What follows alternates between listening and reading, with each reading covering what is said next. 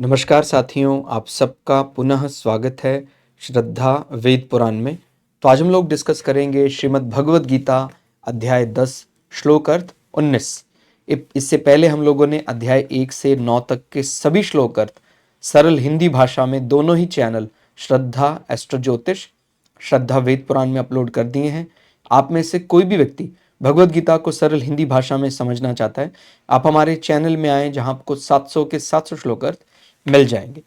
तो आज के इस श्लोक अर्थ में भगवान आगे अर्जुन के जानने की जो जिज्ञासा है उसका उत्तर देते हुए कहते हैं, श्री भगवान बोले, हे कुरु श्रेष्ठ, अब मैं जो मेरी दिव्य विभूतियां हैं उनको तेरे लिए प्रधानता से कहूंगा, क्योंकि मेरे विस्तार का अंत नहीं है। मतलब एक प्रकार से भगवान, एक तो जैसे हमने बताया कि संबोधन में जो शब्द इस्तेमाल करते हैं कि भाई कुरुश्रेष्ठ, वास्तव में वही ज्ञानी है, वही श्रेष्ठ माना जाएगा जो अपनी वास्तविकता के बारे जानना चाहता है। क्योंकि ये चीज़ हम भगवद गीता में पहले भी जान चुके हैं कि जब हम तत्व ज्ञान की दिशा में जाते हैं तो फिर बाकी संसार का सारा ज्ञान उसके सामने अज्ञान दिखाई देता है। भाई कहने को मैंने बहुत बड़ी बड़ी रिसर्च कर दी, मैंने कई चीज़ें जान ली, लेकिन उस जानने से क्या तृप्ति मिल जाएगी? तो हमें वो जानना चाहिए जिसको जानने के बाद कुछ जानना शेष ना रह जाए। तो जिसको हम अब अलग अलग नामों से जानते हैं कि भगवत प्राप्ति कर ली, कोई परमात्मा को समझ गया, हमारा तत्व ज्ञान जान लिया। तो इस प्रकार से अर्जुन उसी दिशा में आगे बढ़ रहा है। तो भगवान कह रहे आप सभी कुरुओं में श्रेष्ठ हैं।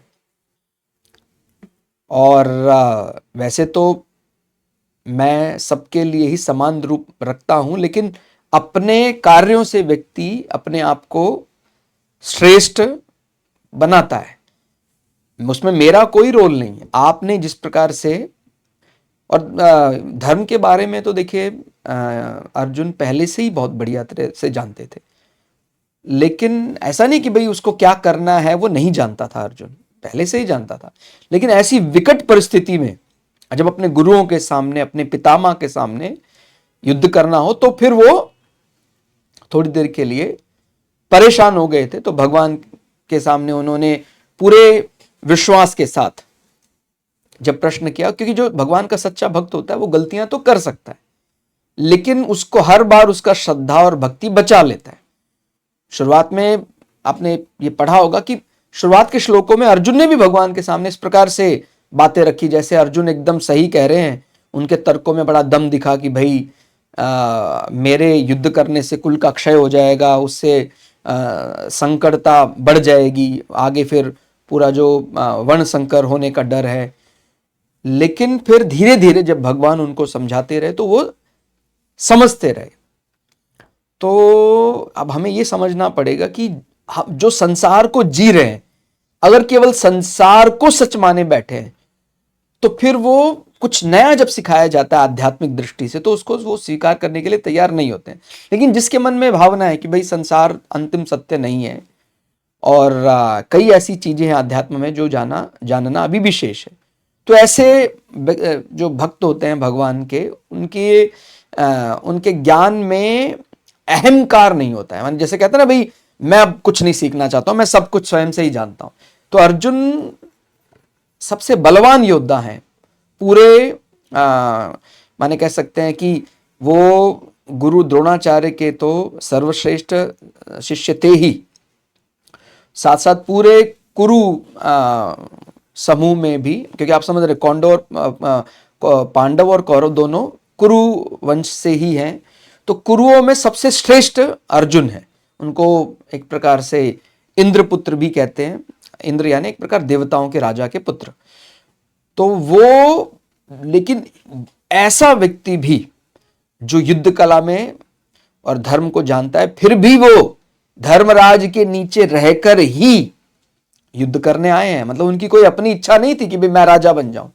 अपने बड़े भाई को सम्राट मान रहे हैं, इतने बलवान योद्धा होने के बाद भी, तो निश्चित रूप से अर्जुन के तो गुणों का कोई सीमा नहीं है, माने उनके गुण, और तभी भगवान का उनके प्रति इतना स्नेह है, इतना मोह है कि हर परिस्थिति में जो हथियारों से जवाब दे सकते थे, वो केवल अपने बड़े भाई के कहने पर, उनकी आज्ञा नहीं है तो हथियार नहीं उठाएंगे, चाहे वो युद्ध हार जाएं।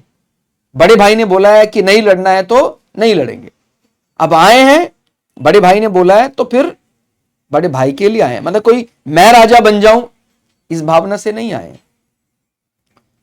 भैया की आज्ञा के लिए आए हैं। तो और देखिए, मैं ये नहीं कह रहा हूं कि भैया की आज्ञा दूसरे लोग नहीं मान रहे, लेकिन आज आप देख रहे हैं समाज में क्या हो रहा है कि जब कई बार व्यक्ति के पास बाहुबल बढ़ जाता है तो व्यक्ति सोचता है मैं ही क्यों ना राजा बन जाऊं, मेरे पास इतना बल है तो मैं राजा बन जाऊं। अर्जुन ने कभी अपने राजा बनने की बात नहीं सोची। अर्जुन केवल सम्राट युधिष्ठिर के कहने पर, और सम्राट युधिष्ठिर आप समझ रहे हैं, वो भी जो धर्म अनुसार सही है वही करने की आज्ञा देंगे। कितनी माने ऐसे लोग दुर्लभ हैं ऐसे कि जिनके कारण उनको वनवास हुआ।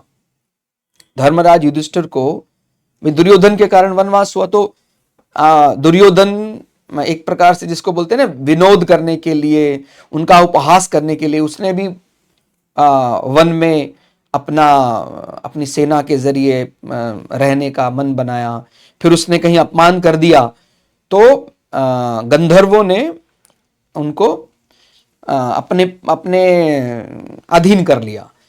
तो उस समय पर उनकी सहायता करने के लिए भी अगर कोई उनकी सहायता ना करता दुर्योधन की, तो उनका प्राण भी जा सकता था। उस समय युधिष्ठिर ने अर्जुन को भी यही कहा और भीम को भी यही कहा कि अगर हमें अपने भाई की इस समय सहायता करनी पड़े तो हमें करनी चाहिए। वो धर्म अनुसार देखकर कार्य करते थे। वो मतलब कि भाई मुझे क्या अच्छा लग रहा है ऐसा नहीं, मुझे या मेरे भाइयों को अच्छा लगे या ना लगे, जो धर्म कहता है वही वो करते थे। इसीलिए भगवान युधिष्ठिर के साथ हैं, अर्जुन के साथ हैं। तो कुरुश्रेष्ठ कहने में कई चीजें छिपी हुई हैं कि भाई ऐसे ही कोई केवल युद्ध कला में माहिर है तो उसको श्रेष्ठ कहना ठीक नहीं है। वो युद्ध कर रहा है, क्षत्रिय धर्म का पालन कर रहा है, फिर भी वो अंततो गत्वा संसार की दक्षता के साथ साथ वो ईश्वर की दक्षता, या ये कहीं सही मायने में वो ईश्वर को जानना चाहता है, इसलिए वो श्रेष्ठ है, वो ज्ञानी है। तो हे कुरुश्रेष्ठ संबोधन में कई बातें छिपी है। और भगवान यहां पर यह बात भी कह रहे हैं कि भाई जो विस्तार है मेरा या परमात्मा का, कि भाई वो भाई अनंत को शब्दों में अगर बयान कर दिया तो फिर वो अनंत कैसा। तो इसलिए जो मुख्य बातें हैं मेरे बारे में वो तो मैं बता सकता हूं, प्रधानता से कहूंगा, क्योंकि मेरा विस्तार का तो अंत नहीं है। तो यहां एक प्रकार से भगवान ने कह दिया कि भाई अनंत को सीमित दायरे में, सीमित समय के दायरे में, सीमित इंद्रियों के जरिए समझा नहीं जा सकता है। मतलब वो आगे आप भी समझेंगे कि किस प्रकार केवल भगवान अपने एक रूप को देखने की बात कर रहे थे, तो भी वो हमारे चर्म चक्षु, यानी जो ये हाड़ मांस का शरीर है, उसमें ये ताकत नहीं है कि भगवान अगर कोई बड़ा दिव्य रूप दिखाएं तो वो देख सके या उसका तेज को सहन कर सके। तो उसके लिए कुछ विशेष चक्षुओं की आवश्यकता पड़ेगी। ऐसे ही अगर हमारी सामान्य मन, बुद्धि, शरीर, अगर वो ईश्वर को समझने का या अनंत को जानने का ऐसा अपने ही मन से, अपने ही प्रयास से साहस करे तो ये दुस्साहस जैसा माना जाएगा। वो तो भगवान ही कृपा कर दें हमारे शरीर को, हमारे चक्षुओं को, हमारे मन बुद्धि को वैसी दिव्यता दे दे, तो उस अनंत को हम बिना कहे समझ सकते हैं। तो माने इसमें हम ये समझ सकते हैं कि लौकिक शब्दों की अपनी सीमाएं हैं, वो अनंत को कैसे बयां कर सकता है। तो यहां ये दिव्यता और श्रेष्ठता भगवान की बताता है, क्योंकि श्रेष्ठ को जानने के लिए जो प्रयास कर रहा है वही ज्ञानी और श्रेष्ठ कहा जाएगा। अगर किसी वो अज्ञान को जानने का प्रयास कर रहा तो फिर वो एक प्रकार माने जो वास्तव में है ही नहीं, उसके लिए आप प्रयास कर रहे, तो क्या हम क्या कहलाएंगे? ज्ञानी कहलाएंगे। तो भगवान अनंत हैं, उनकी विभूतियां भी अनंत हैं। इसी कारण भगवान की विभूतियों के विस्तार का ना तो कोई कह सकता है और ना कोई सुन सकता है। अगर कोई कह सकता या सुन सकता तो फिर वो अनंत कैसे होती? इसलिए भगवान कहते हैं कि मैं अपनी मुख्य विभूतियां तुझसे कहूंगा। अर्जुन को कुरुश्रेष्ठ कहने में भगवान का तात्पर्य है कि तेरे मन में मुझे जानने की इच्छा हो गई है, माने परमात्मा को, परमपिता को, तो फिर तू श्रेष्ठ माना जाएगा।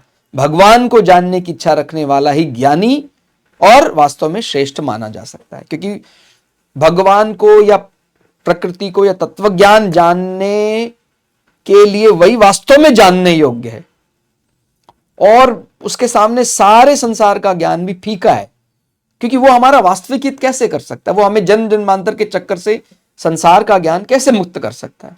तत्वज्ञान ही, परमात्मा का ज्ञान ही वो ज्ञान है जो हमें इस चक्कर से मुक्त कर सकता है। तो वही ज्ञान है और उसी को जानने वाले श्रेष्ठ माने जाएंगे।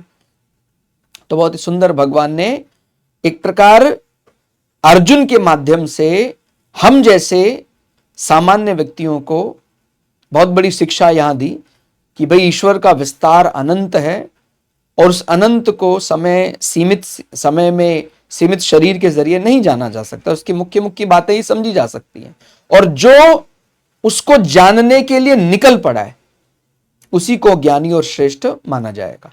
तो आज के श्लोक अर्थ में फिलहाल इतना ही। श्लोक अर्थ आपको कैसा लगा कमेंट करके जरूर बताइएगा। मिलते हैं अगले श्लोक अर्थ के साथ, तब तक के लिए जय श्री भगु पराशरा, जय श्री शुक्राचार्य, नमस्कार।